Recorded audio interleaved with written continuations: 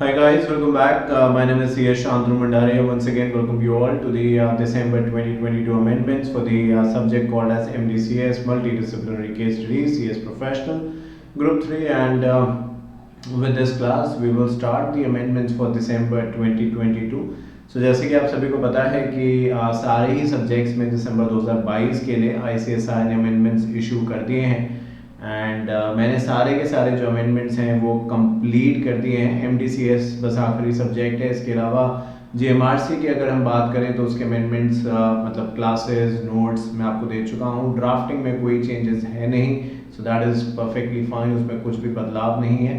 Tax I don't teach, so I don't know about amendments, so this is group 1। Group second में तीनों ही subjects के amendments, चाहे वो secretarial audit है, resolution of corporate dispute है या CRIPS के अमेंडमेंट्स, नोट्स एंड क्लासेस मैं आपको दे चुका हूँ। कॉर्पोरेट फंडिंग के भी नोट्स एंड क्लासेस आपको मिल चुके हैं ग्रुप 3 के अंदर। MDCS आप इस समय अपने सामने देख ही रहे हैं। इसके अलावा इंसॉल्वेंसी भी हम अवेलेबल है हमारे पास, तो उसके भी अमेंडमेंट्स मैं आपको दे चुका हूँ। IPR भी मैं पढ़ाता हूँ, तो उसके अंदर ICSI ने कोई अमेंडमेंट्स इशू करे ही नहीं है, तो वो बात खत्म होगी। तो मतलब कुल मिला के जो आप देख रहे हैं ये आखिरी सब्जेक्ट है और इसको भी हम लोग कंप्लीट कर देंगे well in time. So I am sure आपने प्रीवियस अमेंडमेंट्स देख लिए होंगे, अगर नहीं तो आप देख सकते हैं। और सारे के सारे सब्जेक्ट्स की detail and fast track classes तो आप जानते हैं कि अवेलेबल हैं। आई थिंक एक चीज़ इंस्टीट्यूट को यहाँ पे करनी चाहिए थी, मॉड्यूल 3 है तो शायद बाय मिस्टेक एक टाइपिंग एरर हो गया जिसकी वजह से इसको मॉड्यूल 2 कर दिया गया। बट एनीवे तो बात करनी अब स्टार्ट करते हैं इसी सप्लीमेंट से। और इसके अंदर जो सबसे पहला केस लॉ हम डिस्कस करने वाले हैं that is in regards to the companies act. तो कंपनीज एक्ट के पर्सपेक्टिव से उस केस को हम लोग देखेंगे। ये जो केस है डिसाइड हुआ है 17 जनवरी 2022 को and this is between Dewas multimedia private limited versus अंतरिक्ष कॉरपोरेशन लिमिटेड। और ये जो केस है obviously supreme court of India की तरफ से डिसाइड हुआ है। एंड जैसे कि मैं हमेशा से आपसे कहता आया हूँ और आप इस बात से अवेयर हैं, वाकिफ़ हैं कि कोई भी केस ऐसे unless it is an exception case वो डायरेक्टली सुप्रीम कोर्ट नहीं जाता। ऑब्वियसली एक प्रोसेस है, आप डिपेंडिंग अपॉन कि सिविल है, क्रिमिनल है या NCLT NCLT, एक प्रोसेस है, एक प्रोसीजर है, उसके थ्रू आगे केस बढ़ता है। तो फिलहाल ये सुप्रीम कोर्ट केस आया है और इसके बारे में मैं आपको बताऊंगा कि क्या कहा गया है और कैसे क्या हुआ। बट हमेशा की तरह आपने मेरी सभी क्लासेस में देखा होगा, चाहे वो डिटेल क्लासेस हैं चाहे वो फास्ट ट्रैक क्लासेस हैं, सब सब्जेक्ट्स की इंक्लूडिंग MDCS। MDCS की जब भी हम बात करते हैं किसी भी केस लॉ के बारे में तो पहले मैं आपको एक जिस्ट बताता हूँ, एक समरी बताता हूँ कि इस केस में आखिरकार है क्या, एंड देयर आफ्टर इस कॉन्वर्सेशन को हम लाइन बाय लाइन पढ़ते हैं। अब क्योंकि ये फर्स्ट क्लास है तो शायद दिमाग में एक डाउट है या बहुत सारे स्टूडेंट्स ने आपको बताया, आपके फ्रेंड्स ने बताया, सीनियर्स ने बताया या कहीं और आपने सुना कि भाई MDCS का जो पेपर है इसके अंदर आप बेयर एक्ट फलाना फलाना लेके जाएं तो अच्छा रहेगा। बट मैं आपको ये एडवाइस देता हूँ जो मेरे हिसाब से आज तक ठीक ही साबित हुई है कि कुछ भी एक्सेप्ट मॉड्यूल जो ICSI का मॉड्यूल है, किसी के भी नोट्स कोई काम नहीं आएंगे यहाँ पे। क्योंकि आप देखिए मैं सभी सब्जेक्ट्स पढ़ाता हूँ, मैंने ऊपर बताया, और सब सब्जेक्ट्स के मैंने नोट्स बनाए हैं। तो MDCS के बनाने में कोई दिक्कत नहीं थी, बल्कि अच्छा ही था क्योंकि शायद बच्चे नोट्स लेके पढ़ लेते तो अच्छा था मेरे लिए भी उनके लिए भी। बट मैंने इसलिए इसके नोट्स नहीं बनाए because this is an open book paper और मॉड्यूल ही आपका सहारा है। मॉड्यूल से ही अगर आप पढ़ के जाएंगे, मॉड्यूल की लैंग्वेज आप एक बार समझ लेंगे तो जो एग्जाम में 50 मार्क्स का सबसे पहला क्वेश्चन आने वाला है उसको सॉल्व करने की जो कैपेबिलिटी है, कैपेसिटी आपकी, वो बढ़ जाएगी क्योंकि वो इसी लैंग्वेज पे इंस्पायर्ड होता है। केस लॉ ये आएगा नहीं आएगा वो हमें नहीं पता, बट वो इसी लैंग्वेज पे। तो जब हमने मॉड्यूल की लैंग्वेज बार बार पढ़ी तो दिमाग में उस चीज़ को पढ़ने की कैपेसिटी बन चुकी है। आंखों को वो वर्ड्स, वो एक तौर तरीका जो है जैसे मॉड्यूल लिखा जाता है वो पढ़ने की आदत सी हो गई है। तो आई थिंक वो बहुत हेल्प करता है और एग्जामिनेशन में काफ़ी समय बचता है। एक ही चीज़ वो बार बार पढ़ेंगे, बट अगर मॉड्यूल से पढ़ रहे हैं तो आप शायद जल्दी उस केस को सॉल्व कर पाएंगे।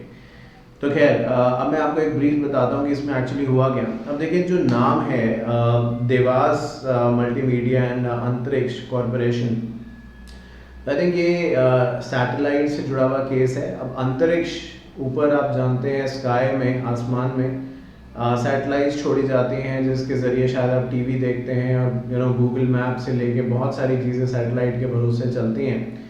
तो जब हम बात यहाँ पे कर रहे हैं तो बेसिकली इतनी सी बात समझने की ज़रूरत है कि यहाँ पे एक कंपनी जिसका नाम देवास मल्टीमीडिया प्राइवेट लिमिटेड है, एनसीएलटी ने और एनसीएलटी ने इस कंपनी के लिए वाइंडिंग अप के ऑर्डर्स पास कर दिए। यानी एनसीएलटी ने बोला भाई वाइंड अप इसका होना है और देवास मल्टीमीडिया को लगा कि ये फैसला गलत है, तो देवास मल्टीमीडिया एनसीएलटी के डिसीजन से अग्रीव्ड होके, ना खुश होके एनसीएलटी के पास गए। बट एनसीएलटी ने भी यही कहा कि भाई वाइंड अप का जो ऑर्डर पास किया गया देवास मल्टीमीडिया के लिए वो बिल्कुल सही है, बिल्कुल जेन्युइन है। इसको लेके देवास मल्टीमीडिया खुश नहीं थे, यानी दोनों जगह वो हार चुके हैं और अब वो आखिरी उम्मीद से सुप्रीम कोर्ट के सामने आए हैं, जहाँ पे भी उन्हें कोई राहत नहीं मिली और सुप्रीम कोर्ट ने भी यही कहा कि ये वाइंडिंग अप जो ऑर्डर्स पास किए गए हैं बिल्कुल सही है, बिल्कुल जेन्युइन है। पर अब बात ये है कि ये बात वाइंडिंग अप की आई कहाँ से और क्यों ये मैटर यहाँ तक पहुँचा। तो देखिए ये मैटर कुछ इस तरीके का है, अलग अलग कंटेंशंस दी गई, क्योंकि वाइंडिंग अप का जब ऑर्डर पास कर दिया गया तो देवास मल्टीमीडिया की तरफ से उनका एक डायरेक्टर, एक्स डायरेक्टर, क्योंकि वाइंडिंग अप हो चुका है कंपनी का या प्रोसेस में है, तो एक्स डायरेक्टर एंड साथ साथ एक शेयर होल्डर, उनका ये कहना था कि ये नहीं होना चाहिए वाइंडिंग अप, और उन्होंने 3-4 रीजंस दिए। तो सुप्रीम कोर्ट ने हर रीजन के ऊपर अपना जवाब दिया कि जो क्वेश्चन पुट अप किया गया है उसका क्या आंसर है, और अपनी बात को पूरा जस्टिफाई किया अलग अलग सेक्शंस के थ्रू। आपको ये बात तो अच्छे तरीके से पता होगी कि सेंट्रल गवर्नमेंट के पास ये पावर है। So as I was saying that when we talk about Companies Act, there are various sections actually जो बात करते हैं कि कैसे और कब कंपनी को वाइंड अप किया जा सकता है, जिसमें बड़ा कॉमन है कि अगर कंपनी पब्लिक इंटरेस्ट के खिलाफ काम कर रही है या ट्राइब्यूनल को लगता है कि जस्ट एंड फेयर है तो उसको वाइंड अप किया जा सकता है। तो ऐसे कर करके बहुत सारे सवाल देवास मल्टीमीडिया के डायरेक्टर्स की तरफ से and side by side share holders की तरफ से रखे गए, जिसको सुप्रीम कोर्ट ने एक एक करके आंसर किया। बट फाइनली जो जजमेंट था कि भाई कंपनी का जो वाइंडिंग अप ऑर्डर है उसको रिवर्स किया जाए कुछ ऐसा, तो वो कामयाबी नहीं मिली है। यानी सुप्रीम कोर्ट ने एनसीएलटी एंड एनसीएलटी की जो बात है उसी के डिसीजन को अपहेल्ड किया है, कुछ भी चेंजेस नहीं किए हैं। अब क्या मैटर है एग्जैक्टली और क्या क्या कहा जा रहा है, आइए देखते हैं। तो कहते हैं कि challenging the order of winding up passed by the NCLT. तो आप पहली लाइन से ही समझ चुके हैं कि मेरी बात जो मैंने आपको कहा, क्योंकि देवास मल्टीमीडिया जो थी इस कंपनी के खिलाफ वाइंडिंग अप का ऑर्डर पास कर दिया गया है एनसीएलटी के थ्रू, और उसके बाद एनसीएलटी ने पास किया पहले, उसके बाद एनसीएलटी ने उसको अपहेल्ड किया और फिर सुप्रीम कोर्ट ने भी वही बात मानी। तो challenging the order of the winding up passed by NCLT under section 271C which was confirmed by National Appellate Tribunal। तो पहले एनसीएलटी ने डिसीजन दिया कि देवास मल्टीमीडिया को वाइंड अप होना होगा, और इसी बात को एनसीएलटी ने भी अपहेल्ड किया। On appeals, the company liquidation, namely Devas Multimedia Private Limited, through its ex-directors, have come up in a civil appeal number this and this, and one of the shareholders of the company liquidation, namely Devas Employees Mauritius Private Limited, has come up with another appeal, जो कि number यहाँ पे दिया हुआ है। तो ये बात बड़ी क्लियर हो गई कि इस कंपनी के खिलाफ वाइंडिंग अप के ऑर्डर पास हो चुके हैं, और ऑब्वियसली ये कंपनी उस बात से नाखुश है, तो कंपनी के बिहाफ पे उसके डायरेक्टर्स, उसके शेयर होल्डर्स अलग अलग अपील फाइल कर रहे हैं कि कंपनी का वाइंडिंग अप नहीं होना चाहिए, और ये करते करते मामला जो है सुप्रीम कोर्ट तक पहुंच चुका है। अब जब वो सब इतना कह रहे हैं तो ऐसा तो नहीं होगा कि बस वो ये कह रहे हैं कि वाइंडिंग अप नहीं होना चाहिए, कोई ना कोई रीज़न, कोई ना कोई जस्टिफिकेशन तो देंगे ना अपनी बात के लिए। तो आइए देखते हैं वो क्या है। पर मोटी मोटी बात ये कि सुप्रीम कोर्ट ने मना कर दिया, उन्होंने बोला नहीं, वाइंडिंग अप का जो ऑर्डर पास हुआ है वो बिल्कुल ठीक है, उसके अंदर कोई बदलाव नहीं किया जा सकता। तो कहते हैं apart from the above main grounds of attack which we dealt in extension, मतलब इन एक्सटेंशन, जिसके ऊपर काफ़ी बातचीत हुई, the learned senior counsel of the appellant also made few supplementary submissions. One of them was that a list मतलब litigation case between two private parties cannot become the subject matter of petition under section 271C। अब हमें ये भी जानना ज़रूरी है, क्योंकि जब सेक्शंस इन्वॉल्व हैं और सेक्शंस रिलेवेंट हैं उसके बेसिस पे पूरी बात हो रही है, तो ये समझना ज़रूरी है कि सेक्शन 271C है क्या। तो देखिए, अगर आप बेयर एक्ट देखेंगे और अगर आपको याद है, और अगर नहीं भी देखना चाहते हो, नहीं भी याद है, तो मेरी बात सुन लें, बिकॉज मैं बेयर एक्ट देख के ही आपको बता रहा हूँ। तो सेक्शन 271 जो है वो बेसिकली बात करता है उन ग्राउंड्स के ऊपर जिसके ऊपर डिसीजन लिया जा सकता है बाइंडिंग अप का। तो सेक्शन 271 से यही कहता है कि अगर जस्ट है, इक्विटेबल है, इन द इंटरेस्ट है, तो कंपनी को वाइंड अप किया जा सकता है।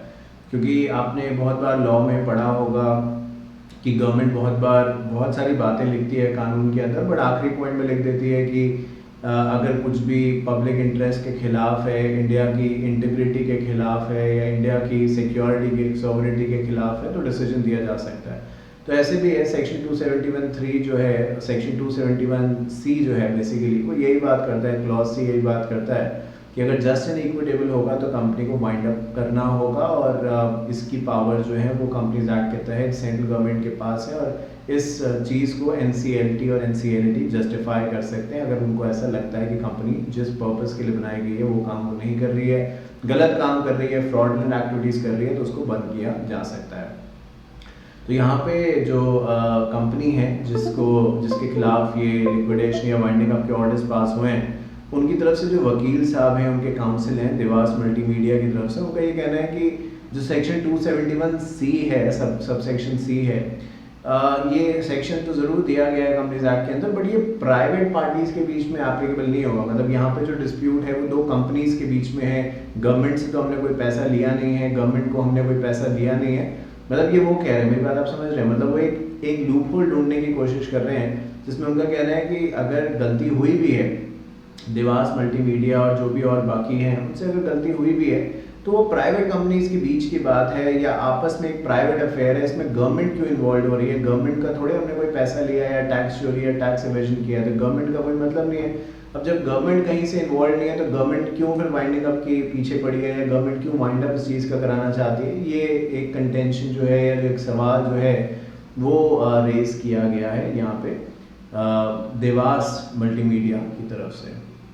अब इसको लेके सुप्रीम कोर्ट ने जवाब भी दिया, और आगे देखते हैं। कहते हैं कि but this argument is to be rejected outright. Supreme court ने बोला ये जो आप बोल रहे हैं ये बिना मतलब की बात है, इसके अंदर कोई दम नहीं है।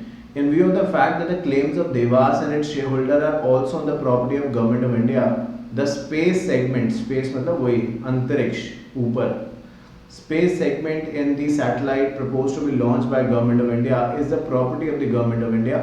In fact, the shareholders have secured 2 award against Republic of India under BIT. Therefore, it is neither a lis मतलब litigation between two private parties nor private lis between private parties and public authority. It is a case of fraud of huge magnitude which cannot be brushed under the carpet as private lis. तो जहाँ तक सवाल था इस बात का कि भाई ये प्राइवेट दो कंपनीज के बीच की बात है तो गवर्नमेंट क्यों इन्वॉल्व हो रही है, तो उस चीज़ का जवाब सुप्रीम कोर्ट ने दिया। उन्होंने कहा कि देखिए आप ये समझने की कोशिश करिए कि जिस चीज़ पे आप काम कर रहे हैं, स्पेस पे सैटेलाइट वगैरह आप छोड़ रहे हैं, तो ये सारा का सारा गवर्नमेंट की प्रॉपर्टी कह दीजिए, गवर्नमेंट के राइट्स के अंदर फॉल करता है। अब आप देखिए कि टैक्स आपने पढ़ा होगा, तो इस सब्जेक्ट का टैक्स से कोई मतलब नहीं है, बट जो मेरी समझ है बेसिक मैं वो आपको बता रहा हूँ। तो आपको पता होगा जब हम टैक्स की बात करते हैं तो कस्टम्स की जब बात करते हैं, स्पेशली पानी के रास्ते जब कोई सामान आता है, तो आपने देखा होगा हर देश की एक जुरिस्डिक्शन तय है कि यहाँ तक इनलैंड वाटर्स हैं, ये नो टेरिटरी वाटर्स हैं जिस पे किसी का हक नहीं है। तो ऐसा थोड़ा पानी किसी देश का उस पर नाम है, रजिस्ट्री है, बट सभी ने अपनी टेरिटरी फिक्स कर रखी है कि यहाँ तक मेरा है, ये डिस्प्यूटेड है, ये किसी का नहीं है, वहाँ से फिर किसी और का शुरू हो जाता है, कुछ इस तरीके से। तो ऐसे ही ऑब्वियसली जब इंडिया के अंदर आप रह रहे हैं तो जितना भी स्पेस है, जो भी इसके ऊपर की आप कह सकते हैं कि कहीं ना कहीं एरो स्पेस है, वो सब कुछ गवर्नमेंट ऑफ इंडिया के तहत आता है। गवर्नमेंट ऑफ इंडिया डिसाइड करती है कि क्या कैसे उसका यूटिलाइजेशन होना है। तो ये कहना कि नहीं जी जो सैटेलाइट्स का इशू यहाँ पे है, जो बिजनेस में फ्रॉड हुआ है, इससे गवर्नमेंट का कोई लेना देना नहीं है, तो सुप्रीम कोर्ट कहता है ये आपकी कंटेंशन गलत है। बिकॉज जितना भी स्पेस से रिलेटेड मामला है, सैटेलाइट से रिलेटेड मामला है, एरोस्पेस से रिलेटेड मामला है, वो गवर्नमेंट के प्रिव्यू में आता है। तो ये कह के इस चीज़ को ख़त्म करना कि ये तो प्राइवेट पार्टीज़ के बीच की बात है, गवर्नमेंट को इंटरफेयर कर रही है, ये कंटेंशन बिल्कुल ठीक नहीं है। बिकॉज गवर्नमेंट तो ऑटोमेटिकली इन चीज़ों के अंदर इन्वॉल्व हो जाती है। Without the approval of government आप कोई सैटेलाइट कैसे छोड़ सकते हैं, किसी भी सैटेलाइट के अंदर कुछ भी चेंजेस कैसे कर सकते हैं। तो ये बात यहाँ पे फर्स्ट पॉइंट में कही गई है। अब इस में भी जब बात नहीं बनी तो आगे जो देवास है उनकी तरफ से जो उनके वकील थे उन्होंने एक और कंटेंशन रेज करी, एक और बातचीत जो थी वो कही। तो लिखा है सेकंड पैराग्राफ में, कहते हैं कि another contention raised on behalf of the appellants मतलब देवास मल्टीमीडिया जिस कंपनी के खिलाफ बाइंडिंग अप के ऑर्डर्स पास हुए हैं, is that the petition under the section 271C should have been preceded at least by the report of SFIO, which is Serious Fraud Investigation Office, which has now gained statutory status under section 211 of the Companies Act. But this contention is unacceptable in the view of the fact that under the Act 2013, Companies Act 2013, there are two different routes for winding up the company on the allegation of fraud. तो एक मामला, एक सवाल का जवाब मिल गया। अब दूसरा जो इल्ज़ाम है, एलिगेशन है, वो ये कि वाइंडिंग अप का ऑर्डर कैसे पास हो सकता है। मतलब ये देवास के जो वकील हैं उनका कहना है कि कैसे वाइंडिंग अप का ऑर्डर पास हो सकता है, क्योंकि नॉर्मली तो ये कंपनीज एक्ट में लिखा गया है कि इससे पहले कोई भी वाइंडिंग अप का ऑर्डर पास होगा, जो SFIO है, सीरियस फ्रॉड इन्वेस्टिगेटिंग ऑफिस है, वो पहले पूरी इन्वेस्टिगेशन करेगा, रिपोर्ट सबमिट करेगा और उसके बाद फैसला होगा कि वाइंडिंग अप होना है या नहीं। बट इस केस के अंदर तो कोई भी देवास मल्टीमीडिया के ऊपर कोई इन्वेस्टिगेशन SFIO की हुई नहीं, वहाँ से कोई आया नहीं, कोई डॉक्यूमेंट नहीं, कुछ नहीं। तो ये तो गलत है। अगर आपको वाइंड अप करना है तो चलिए ठीक है, बट वाइंडिंग अप का एक प्रोसेस है और उसको हम ओवर रूल नहीं कर सकते, बाईपास नहीं कर सकते, अपनी मर्जी नहीं चला सकते। ये यहाँ पे देवास मल्टीमीडिया के वकील का कहना है। इसको लेके सुप्रीम कोर्ट ने जवाब दिया। उन्होंने कहा कि आप बिल्कुल ठीक कह रहे हैं, बट शायद एक चीज़ आप भूल गए हैं कि वाइंडिंग अप के कंपनीज एक्ट के अंदर मल्टीपल रास्ते हैं। एक रास्ता ये भी है कि SFIO की रिपोर्ट के बाद ये सब होगा, यानी जो इन्वेस्टिगेटिंग ऑफिसर है SFIO की तरफ से आएगा, वो ऑब्वियसली इन्वेस्टिगेट करेगा, फिर अपनी रिपोर्ट सबमिट करेगा और रिपोर्ट सबमिशन के बेसिस पे फैसला लिया जाएगा कि क्या करना है क्या नहीं करना है। ये एक रास्ता है। बट दूसरा रास्ता और भी है। दूसरा रास्ता जो है वो यहाँ पे अप्लाई किया गया है और दूसरे रास्ते में साफ साफ कहा गया है कि अगर, जो ऊपर भी हम बात करके आए हैं, कि अगर ऐसा लगता है जो सेक्शन 271C में बात कही गई है, या ऐसे कह दीजिए कि जो यहाँ पे बात कही गई है कि अगर सेंट्रल गवर्नमेंट को लगता है जस्ट है, फेयर है, इक्विटेबल है, in the interest of the country, in the interest of the security, in the interest of security of India है, या सॉवरेनिटी इंटीग्रिटी का सवाल बनता है, तो डेफिनेटली सेंट्रल गवर्नमेंट ये रास्ता भी वाइंडिंग अप के लिए चूज कर सकती है without the intervention of SFIO। तो SFIO एक अलग बात है और ये एक अलग चीज़ है। दोनों का कंक्लूजन एक ही है कि वाइंडिंग अप किया जा सकता है। बट ये केस जिस डायरेक्शन में आगे बढ़ रहा है, वहाँ पे SFIO की ज़रूरत ही नहीं है, क्योंकि जो चीज़ें हैं वो ऑटोमेटिकली अपने आप साफ हैं। SFIO को आप तब यूज़ करते हैं या उनका यूज़ तब होता है जब कुछ ऐसा मैटर है जो बड़ी कॉम्प्लेक्स चीज़ है और हमें समझ नहीं आ रहा कि क्या सही है क्या गलत है, ये चीज़ें समझ नहीं आ रही। बट यहाँ पे चीज़ें साफ हैं, तो वहाँ पे SFIO की हमें कोई ज़रूरत नहीं है और SFIO के परमिशन या इंटरवेंशन के बगैर भी वाइंड अप किया जा सकता है। ये भी कंपनीज एक्ट में कहा गया है। ये सुप्रीम कोर्ट ने इस बात का जवाब देते हुए कहा। आइए देखते हैं। तो दो कहा गया, there are two different ways. पहला क्या है, one is under section 271C and the other is under the just and equitable clause in section 271E, read with section, बहुत सारे सेक्शन है बट इनका कंक्लूजन मैंने आपको बता ही दिया, एंड सेक्शन 213B। तो पहले जब 1956 एक्ट चलता था तो उसके अंदर 439 सेक्शन और 243 जो बात करते थे, तो सारी की सारी बात अब 224 सब सेक्शन 2 करता है, जो कि इंक्वायरी और इन्वेस्टिगेशन की बात करता है, जहाँ से ये SFIO का जो कंसेप्ट है वो ओरिजिनेट होता है।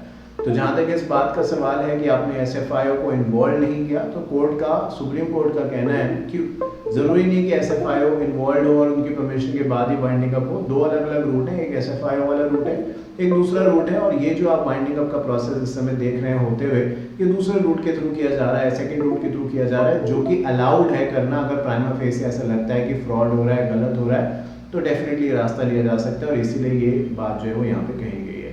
तो इसके बारे में सुप्रीम कोर्ट का ये जवाब था। अब यहाँ पे भी जो एपेलेंट थे वो अपनी बात से पीछे हटते नहीं नजर आए, तो एपेलेंट ने यानी देवास मल्टीमीडिया के एडवोकेट ने और दलीलें सामने रखी। क्या कहा, Yet another contention raised on behalf of the appellant is that the criminal complaint filed for offence punishable under section 420, आप section 420 जानते हैं, फ्रॉड का सेक्शन है IPC के तहत, read with section 120B has not yet taken to be logical end. Therefore, it is contended that in case the officials of Antrix and shareholder of Devas are acquitted after trial, the clock cannot be put back. If the company is now wound up, attractive as it may seem at the first blush, this contention cannot hold water. तो तीसरा जो एक दलील थी, allegation थी, वो ये थी कि भाई जो आप यहाँ पे मामला चला रहे हैं कंपनी के ऊपर जिसके तहत फ्रॉड का केस कंपनी में बना है, ये बात अभी प्रूव नहीं हुई है। ये मामला कोर्ट ऑफ लॉ में चल रहा है और इसमें कोई भी दोषी करार नहीं दिया गया है। तो यहाँ पे ये कहा गया है देवास की तरफ से, देवास के जो वकील हैं उनकी तरफ से, कि मान लीजिए 1% चांस, ऐसे मान लीजिए कि अगर, क्योंकि अभी पूरी इन्वेस्टिगेशन हुई नहीं है, तो अगर पूरी इन्वेस्टिगेशन हो जाने के बाद ये साबित होता है कि जो कंपनी है, जो डायरेक्टर्स हैं, शेयर होल्डर्स हैं, उनकी कोई गलती नहीं है, वो उनका कोई कसूर ही नहीं है, और आपने कंपनी को अभी वाइंड अप कर दिया, तो ये तो उनके लिए साथ गलत होगा, ये तो सही नहीं है ट्रीटमेंट। क्योंकि अभी तक जब चार्जेस प्रूव नहीं हुए या उस सेक्शन के तहत जो कि उन पर सेक्शन लगाया गया फाइनल कंक्लूजन नहीं आया और कंपनी को हमने पहले ही बंद कर दिया, कल अगर मान लीजिए जजमेंट उनके फेवर में आता है तो फिर कैसे कंपनी रीइंस्टेट कराना वगैरह दोबारा पूरा प्रोसेस करना पड़ेगा। तो ये तो जल्दबाजी वाली बात है, ये देवास मल्टीमीडिया के वकील का कहना है उनकी तरफ से। तो सुप्रीम कोर्ट ने कहा कि जो आप बात कह रहे हो बिल्कुल लॉजिकल लगती है ऊपर से, बट जब आप इसको डिटेल में समझेंगे तो डेफिनेटली आपकी बात आप ही को गलत लगने लगेगी। कैसे, ये सुप्रीम कोर्ट ने बताया। तो कहते हैं if scrutinise a little deeper, थोड़ा और, जितना सोचा है बहुत अच्छा सोचा है, बट थोड़ा और इसके आगे सोचें। The standard of proof required in a criminal case is different from the standard of proof required in the proceeding before NCLT. The outcome of one need not depend, ये important चीज है, the outcome of one need not depend on other। हम यहाँ पे supreme court का कहना है, मामला कंपनीज एक्ट का डिस्कस कर रहे हैं, तो यहाँ पे जो चीज़ हो रही है, एनसीएलटी के सामने जो चीज़ हुई है, एनसीएलटी के सामने जो चीज़ हुई है, ऐसा नहीं है कि हम आईपीसी के भरोसे बैठे हैं कि जो वहाँ पे क्रिमिनल कोर्ट्स में होगा उसके बेसिस पे हम यहाँ पे करेंगे। ये प्रोसीडिंग अलग चल रही है, वो प्रोसीडिंग अलग चल रही है। क्योंकि यहाँ पे हम क्या कह रहे थे कि वहाँ जो वकील साहब हैं देवास के, उन्होंने क्या कहा कि जब तक सर वहाँ फैसला हुआ नहीं और आपने यहाँ पे पहले गुनहगार ठहरा दिया, तो कहते हैं वो अलग अलग बात है। जो आपका फ्रॉड का मामला है वो जो चल रहा है उसको चलने दीजिए, उससे इस बात का मतलब नहीं है। यहाँ जो चीज़ चल रही है वो अलग चल रही है, आईपीसी के अंदर जो चल रहा है वो अलग चल रहा है, और ये दो अलग अलग चीज़ें। और एनसीएलटी की कोई भी प्रोसीडिंग किसी और जगह पे क्या चल रहा है इस पर डिपेंड नहीं करती है। Further the outcome of one need not depend upon the outcome of the other, as the consequences are civil under the Companies Act and penal in criminal proceeding. Moreover, this argument can be reversed like the handle of dagger. What if, court का कहना है कि जैसे ऊपर आपने assumption ली ना कि भाई अगर सब निर्दोष पाए जाते हैं तो ये तो गलत होगा कि आपने कंपनी पहले बंद कर दी, अगर निर्दोष पाए जाएंगे तो उनके साथ तो ये गलत होगा। तो फिर कोर्ट भी एजम्पशन ले रहा है, कोर्ट कह रहा है ठीक है जैसे आपकी बात है वैसे ये भी तो हो सकता है कि अगर हम इस कंपनी को चलने दें तो ये और फ्रॉड करेगी, जितना फ्रॉड का पैसा है ये आपस में बांट लेंगे, और बाद में अगर पता चला कि कंपनी गलत ही थी और पैसा सारा का सारा इन्होंने बांट के खत्म कर दिया, तब हम क्या कर लेंगे। ये बात समझ रहे हैं। ऊपर क्या कहा जा रहा था कि सर अगर कंपनी को आपने बंद कर दिया और बाद में पता चला कि गलती थी नहीं, तो ये तो इनके साथ नाइंसाफी है, ये कहाँ का जस्टिस है, कहाँ का न्याय है। तो कोर्ट कहता है बिल्कुल आप सही कह रहे हैं और जो रीजन ये वो भी बता दिए मैंने आपको। उसके बाद कोर्ट ने एक बात उनका जवाब उन्हीं की लैंग्वेज में देते हुए कह दिया कि जैसे आप कह रहे हैं कि इनके साथ नाइंसाफी है, पर ये भी हो सकता है कि ये पूरी जब प्रोसीडिंग कंप्लीट हो जाए उसके बाद ये दोषी करार दे दिए जाए, अक्यूज्ड इनको बोल दिया जाए, पर तब तक बहुत लेट हो जाए। जो पैसा इन्होंने गलत तरीके से कमाया है उन्होंने डिस्ट्रीब्यूट कर दिया, आपस में खा गए, खत्म कर दिया, इधर उधर कर दिया सारा पैसा, तो क्या होगा। तो लगेगा ना इल्जाम कि हम रोक सकते थे और हमने रोका नहीं कोर्ट होने के नाते। तो ये भी तो देखना है, मतलब आप एक पर्सपेक्टिव देख रहे हैं, दूसरा भी तो देखना है। जो हो चुका है गलत वो तो हो चुका है, पर उसको और आगे बढ़ने से तो रोका जाना चाहिए ना, ये कोर्ट का यहाँ पे कहना है। तो कहते हैं what if the company is allowed to continue to exist and also enforce the arbitration award for totaling of tens of thousands of the Indian rupees, and eventually the criminal court finds the shareholder guilty of fraud. The answer to this question will be abhorring. Abhorring मतलब self explanatory हो जाएगा, बहुत absurd हो जाएगा। जो सवाल यहाँ पे पूछा गया है कि शुरुआत जहाँ से जिस लैंग्वेज में करी गई कि हमारे साथ गलत होगा, अगर डिसीजन हमारे फेवर में आ गया तो कंपनी को बंद करना गलत है, तो उसी का जवाब देते हुए सुप्रीम कोर्ट ने कहा कि ये भी तो हो सकता है कि आप दोषी करार दे दिए जाएं, और जब तक आपको दोषी करार माना जाए, एक्यूज माना जाए, तब तक जो आपके पास पैसा है जो आपको मिले वो सारा का सारा देवास मल्टीमीडिया खर्च करके बैठा है, तो फिर कोर्ट उस समय क्या कर लेगा। और अगर ऐसा होता है तो कोर्ट के पास फिर क्या बचेगा करने के लिए। आज तो फिर भी कोर्ट इस पोजीशन में है कि वो कुछ कर सकता है। पैसा जो गवर्नमेंट का एक तरीके से चोरी किया गया है, लोगों का चोरी किया है, उसको कहीं ना कहीं किसी न किसी एक्सटेंट तक निकलवा सकता है वापस, बट एक लेवल के बाद तो कुछ बचेगा ही नहीं करने के लिए, तो उस समय फिर कोर्ट क्या करेगा, यह भी तो सोचने की जरूरत है। तो इस चीज़ का जवाब ऐसे कोर्ट ने दिया। उसके बाद जो एपेलेंट है देवास मल्टीमीडिया वो नहीं माने, उन्होंने एक और बात, एक और दलील दी, शायद आखिरी दलील है, कहते हैं lastly it was contended that the actual motive behind Antariksh seeking winding up of Devas is to deprive Devas of the benefit of the unanimous award passed by ICC Arbitral Tribunal presided over by the former Chief Justice of India, and the two BIT awards and such attempts on the part of the corporate entity wholly owned by the government of India would send a wrong message to the international investors. तो यहाँ पे अब उन्होंने सारी बात करने के बाद एक और एंगल जोड़ दिया कि देखिए देवास जो है अगर उसको बाइंडिंग अप का ऑर्डर इन्फोर्स कर दिया जाता है, यानी सुप्रीम कोर्ट पे भी बात नहीं बनती है, तो इंटरनेशनल इन्वेस्टर्स जो हैं, इंटरनेशनल मीडिया जो है, वहाँ पे ये मैसेज जाएगा कि इंडियन गवर्नमेंट जो है वो किसी कंपनी को काम ही नहीं करने देना चाहती है। ये बात समझ रहे हैं? क्योंकि ये जो दूसरी कंपनी है, एक तो जो कंपनी है देवास है वो तो प्राइवेट कंपनी है, बट जो दूसरी अंतरिक्ष है वो गवर्नमेंट की कंपनी है। तो कहते हैं कि ये जो हो रहा है इससे तो बाहर की दुनिया के लोगों को ये भी लगेगा, इंटरनेशनल इन्वेस्टर को लगेगा कि गवर्नमेंट ऑफ इंडिया सिर्फ ईज ऑफ डूइंग बिजनेस का नारा देती है बट काम नहीं करने देती वहाँ पे, और कोई भी कुछ करता है तो कंपनी बंद करा देते हैं उसकी, और कोई भी गवर्नमेंट का पैसा अगर निकलता है तो गवर्नमेंट पैसा देने की बजाय इस तरीके से दादागिरी करती है। ये सुप्रीम कोर्ट के सामने सारा का सारा देवास कह रहा है, क्योंकि वो अपने आप को बचाना चाहते हैं तो उन्होंने सारे ऑप्शंस खोल दिए और आखिरी में ये भी कह दिया जिससे कि गवर्नमेंट के ऊपर भी प्रेशर बने, गवर्नमेंट की इमेज जो है वो भी यहाँ पे कुछ और हो या ना हो। देखिए क्योंकि उन्होंने एक पॉइंट लिखा है तभी तो इसके बारे में हम बात कर रहे हैं। तो इस चीज़ का जवाब सुप्रीम कोर्ट ने दिया। सुप्रीम कोर्ट का कहना है, we do not find any merit in the above submission if as a matter of fact fraud as projected by Antrix stands established, the motive behind the victim of the fraud coming up with a petition for winding up is of no relevance.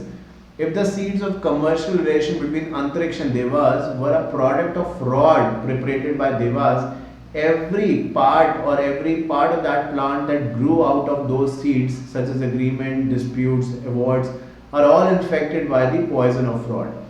A product of fraud, पहले पढ़ रहा हूँ समझाऊंगा, is in conflict with the public policy of any country including India. The basic notion of morality and justice are always in conflict with fraud, and hence the motive behind the action brought by the victim of fraud can never stand as impedient. मतलब तो जो ऊपर मैंने बात बताई वो तो आपको समझ में आ गया कि भाई कैसे कैसे इंटरनेशनली इस चीज़ का जवाब देते हुए सुप्रीम कोर्ट ने कहा कि देखो ये अगर साबित हो जाता है कि अंतरिक्ष जो है, क्योंकि अंतरिक्ष पे ये कहा इनडायरेक्टली कहा जा रहा है अंतरिक्ष जो है वो गवर्नमेंट की कंपनी है, गवर्नमेंट दबाव बना रही है कि जो प्राइवेट प्लेयर है जिसका नाम यहाँ पे देवास है, देवास को बंद कर दिया जाए, इस तरीके का जो प्रेशराइजेशन क्रिएट किया जा रहा है। सुप्रीम कोर्ट का कहना है कि अगर बाद में हमें ये पता चलता है कि अंतरिक्ष के कुछ लोग भी इसके अंदर इन्वॉल्व हैं तो हम उन्हें भी छोड़ेंगे नहीं। मतलब अगर अंतरिक्ष जो है वो देवास की बाइंडिंग अप करा रहा है, इससे अंतरिक्ष ने अगर कुछ गलत काम किया, चाहे वो गवर्नमेंट ओन्ड एंटिटी है, गवर्नमेंट का इंटरवेंशन है, कुछ भी है, तो अंतरिक्ष बचेगा नहीं, वो एक सेपरेट मैटर है, उसको अलग से डील किया जाएगा। बट यहाँ से इस चीज़ को आगे बढ़ने देने का मतलब ये है कि हम जो पॉइजन है, जो फ्रॉड है, उसको और फैला रहे हैं। एक पेड़ है, पेड़ जैसे जैसे बड़ा होता है उसकी पत्तियाँ, उसकी टहनियाँ जो है, उसकी रूट्स जो हैं वो अलग अलग डायरेक्शन में फैलती हैं। तो यही चीज़ है कि अगर इस चीज़ को यहीं नहीं रोका गया, उस पेड़ को वहीं से ख़त्म नहीं किया गया, तो फिर तो उसने आगे बढ़ना ही है, और लोग इसके अंदर इन्वॉल्व होंगे और फ्रॉड होगा। तो ठीक है, गवर्नमेंट की इमेज खराब होती है या कुछ और होता है, वो एक सेकेंडरी बात है। हमें यहाँ पे देखना है कि जो हो चुका वो हो चुका, आगे चीज़ गलत नहीं होने देंगे, ये सुप्रीम कोर्ट का यहाँ पे कहना है। जो पॉइजन है फ्रॉड के तौर पे जो फैलता जा रहा है, चाहे वो किसी ने भी फैलाया है, फिलहाल देवास के ऊपर कार्रवाई हो रही है, पर ऐसा नहीं है कि अंतरिक्ष जो कंपनी है वो बच जाएगी।